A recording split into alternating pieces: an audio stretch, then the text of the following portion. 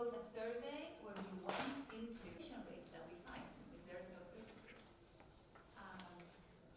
There is quite a bit of demand that are willing to work and, for example, have moved to the city and no longer live near the grandmothers or a family. We found no daycare services. We found very limited offer of a service that goes up to 170 days. So it's a very large burden. And 2/3 are paid by the employer. So reforming family leave in Kosovo actually could be very helpful, for example, to promote women in that nobody can change.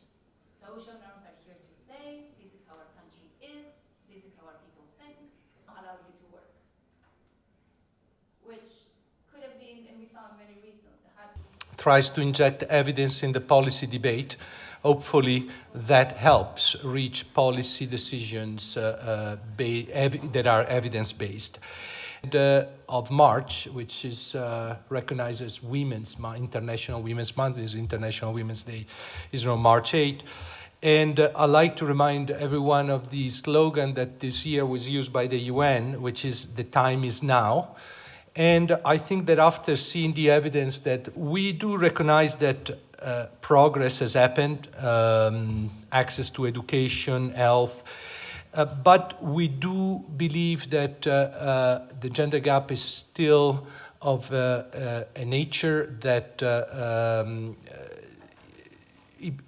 the issue is not just an issue of equity, of access, it's an issue of economics. There is an economic impact linked to these large gender gaps in the country.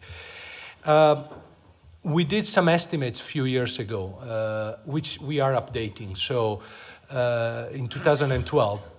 But then the the difference, the impact on income loss. So the key message from us is that sustainable economic growth in Kosovo cannot ignore this issue. On the positive side, we know that when we look at average wages, there's no difference. Actually, this is strikingly so. Few countries in the world has such a parity in average wages as in Kosovo.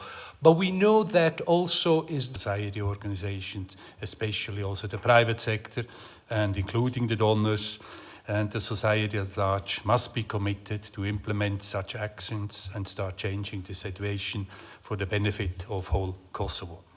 I'm looking forward to continue to support in the years to come. For example, we have also been engaged in the women online work together with the World Bank and USAID, and we would like to further develop this and make it a viable business model. And also in all other economic development and vocational training project, women is not a special target group, they are the labor market, either looking for a job, employed, or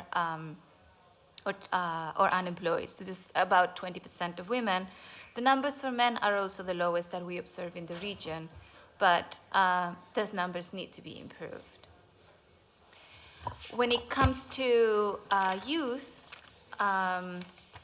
women are even more likely to be economically active, more unlikely to be economically active, and the number of women ages 15 to 24 that are unemployed is about 70%. So very few of them are actually employed.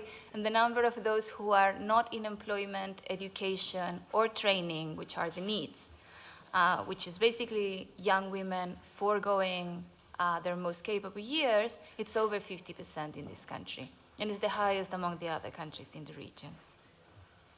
And